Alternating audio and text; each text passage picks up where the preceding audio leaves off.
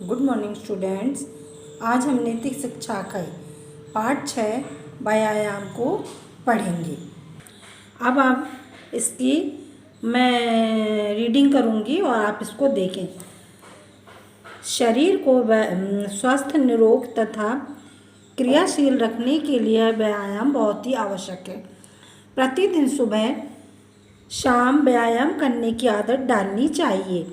व्यायाम से हमारी मांसपेशियां पुष्ट रहती हैं, शरीर सुडौल रहता है, मांसपेशियां क्रियाशील रहती हैं, शरीर से व्यर्थ पदार्थ निकलते रहते हैं, कार्य करने से आलस नहीं आता है। श्वास के द्वारा ऑक्सीजन शरीर के अंदर अधिक मात्रा में आ जाती है, जिसे खून में उपस्थित हीमोग्लोबिन अपने अंदर शोषित करता है, जिसके फलस्वरूप ऊर्जा उत्पन्न होती है, जिससे हमें कार्य करने की शक्ति मिलती है और कार्बन डाइऑक्साइड फेफड़ों के द्वारा शरीर से बाहर अधिक मात्रा में निकलती है। अब इसमें है कि शरीर को स्वस्थ और निरोगी माने बीमार ना हो, क्रियाशील रखने के लिए हमें प्रतिदिन व्यायाम करना बहुत आवश्यक है। प्रतिदिन सुबह शाम व्यायाम करने की हमें आदत डालनी चाहिए। व्यायाम करने से हमारे शरीर की मांसपेशियां जो रहती हैं पुष्ट रहती हैं और शरीर जो रहता है सुडौल रहता है। मांसपेशियां क्रियाशील बनी रहती हैं, जिससे शरीर से व्यर्थ के पदार्थ जो होते हैं बाहर निकलते हैं, जैसे पसीने के माध्यम से हमारे शरीर से सारी गंदगी निकल जाती है और कार्य करने से आलस नहीं आता।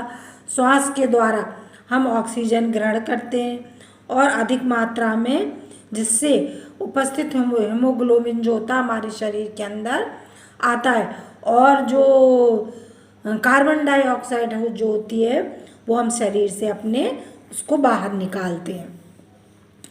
अब है व्यायाम के नियम, यानी व्यायाम करने के क्या नियम हैं।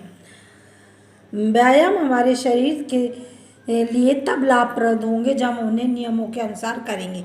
यदि हम व्यायाम के नियमों का पालन नहीं करेंगे तो हमें नुकसान भी हो सकता है।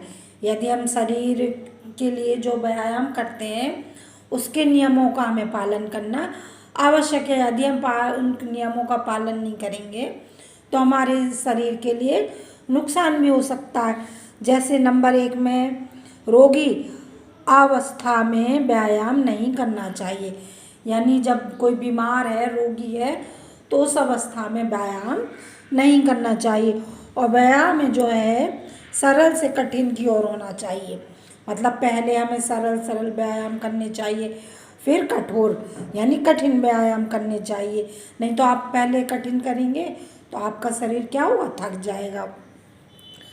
व्यायाम करने के तुरंत बाद स्नान नहीं करना चाहिए।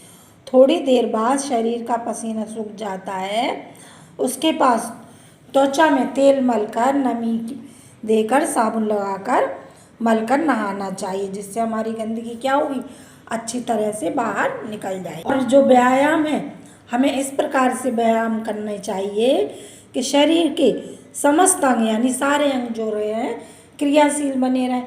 और व्यायाम हमें खुली अवस्था में करने चाहिए, मतलब खुला हुआ वातावरण हो, बाग बगीचा हो, जिससे शुद्ध वायु हम अपने शरीर के अंदर ग्रहण कर सकें। अब व्यायाम जो है अधिक देर तक नहीं करना चाहिए।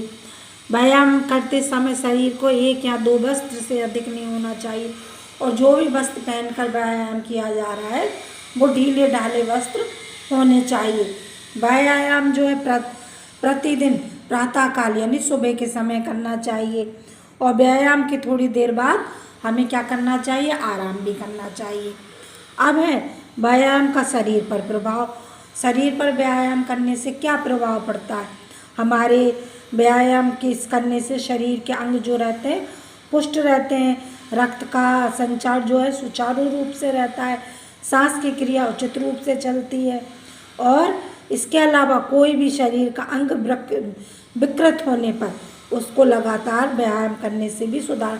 विकृत माने जैसे मान लो शरीर का कोई अंग है और काम नहीं करता, क्रियाशील नहीं है, यदि आप रोज व्यायाम करेंगे तो आपके शरीर का वो अंग कैसा हो जाएगा, क्रियाशील हो जाएगा।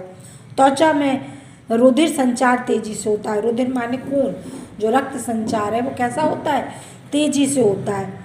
और खून में उपस्थित यूरिया यूरिक अम्ल शीघ्रता से दूर हो जाते हैं। पोषक तत्व रुधिर के साथ शीघ्रता से विभिन्न अंगों तक पहुंचने के कारण शीघ्र कम हो जाते हैं, जिससे हमारे भोजन की मात्रा वृद्धि होती है। शुद्ध खून का परिवहन ठीक प्रकार से होता है और इसके होने के कारण मस्तिष्क की थकान भी जो होती है वो क्या होती है, दूर हो जाती है।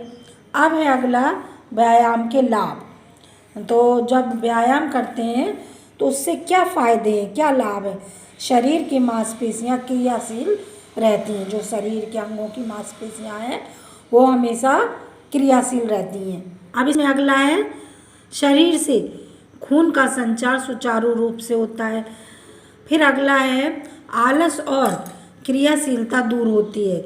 जो आलस की थकावट जो होती है व्यायाम करने से क्या होती है, निष्क्रियता दूर होती है।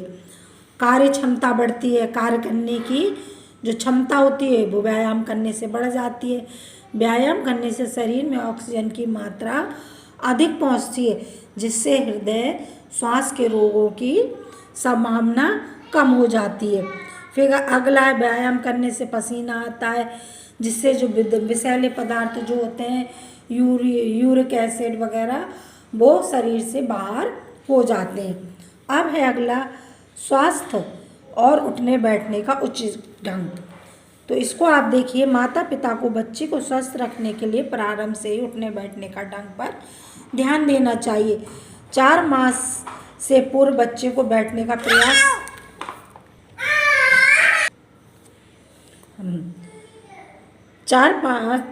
5-6 मास के पूर्व यदि बच्चे को बैठने का प्रयास कराया जाए तो उसकी कमर पर दबाव नहीं पड़ता। यानी कि छोटा बच्चा हो 4-5 महीने का, उसको बचपन से ही उस छोटे बच्चे को यदि बैठाने का प्रयास कराया जाए तो उसकी कमर पे क्या है, दबाव कम पड़ता है। और 8-9 माह के पूर्व खड़ा करना चलाने का अभ्यास करना चाहिए, जिससे शरीर की बनावट में अंतर आने की संभावना रहती है। उसने घुटने, रीढ़ की हड्डी का झुकना, कुबड़ का निकलना, कमर गर्दन का झुक जाना आदि दोष उत्पन्न हो जाते हैं। इसी प्रकार पढ़ते लिखते समय झुककर बैठने से आँखों तथा फेफड़ों पर दबाव पड़ता है और जिससे वह गहरी और पूरी सांस नहीं ले पाता। फलस्वरूप शरीर की शुद्ध वायु कम पहुँचती है और कुबड़ निकल जाता है। अतः हमें इस बात का अवश्य ध्यान रखना चाहिए कि बच्चे उठने बैठने के सही तरीके को अपनाएं। प्रारंभ से ही बच्चे को सीधे बैठने, चलने, खड़े होने आदि की आदत डालनी चाहिए। पढ़ते समय पुस्तक और आँखों में 1 फुट की दूरी होनी चाहिए। ऐसा करने से आँखों पर जोर नहीं पड़ता, सीधे होकर बैठना चाहिए। उससे फेफड़ों पर दबाव नहीं पड़ता और शुद्ध वायु शरीर की अच्छी तरह से फेफड़ों के अंदर आ जाती है, जिससे कार्बन डाइऑक्साइड निकलना और ऑक्सीजन का शरीर में प्रवेश अधिक होता है, जिससे शरीर स्वस्थ रहता है और अंगों में भी किसी प्रकार का दोष उत्पन्न नहीं होता। कहने का तात्पर्य है कि बच्चे को उठने बैठने की सही तरीके का ज्ञान कराना चाहिए और जब वो पढ़ते हैं तो बैठकर सीधे पढ़ना चाहिए, जिससे उनकी कमर की रीढ़ पर अधिक प्रभाव ना पड़े। और जब वो पढ़ रहे हैं तो उस समय शुद्ध वायु उनके शरीर में अच्छी तरह से फेफड़ों के अंदर आ सकेगी, जिससे कार्बन डाइऑक्साइड बाहर निकालेंगे और ऑक्सीजन शरीर के अंदर अधिक से अधिक मात्रा में प्रवेश करती रहेगी। अब व्यायाम ऐसे करें, कुर्सी पे बैठकर हाथ पकड़कर पंजों के बल जाएं और दाएं पैर से की ओर दाईं ओर फैलाकर बिना ज़मीन पर छुपाए, बिना ज़मीन को छुए वापस ले जाएं और दूसरी ओर इसी प्रकार से व्यायाम करें। सामने पैर फैलाएं, आपस में मिलाएं, हाथ घुटने रखते हुए एक हाथ से पाँव खोलते हुए पैर दाएं बाएं ले जाएं, फिर वापस लाते हुए 10-15 मिनट बार ऐसा करें, जिससे जांघों पेट के लिए उत्तम होता है। आलती पालती यानी पालती लगाकर जमीन पर बैठें, दोनों हाथ सिर पर बांध लें। अब कमर मोड़ते हुए दाईं और बाईं फिर इसी प्रकार 15 बार झुके। यह कमर पेट बक्ष के लिए, बक्ष माने छाती के लिए बहुत ही अच्छा व्यायाम होता है।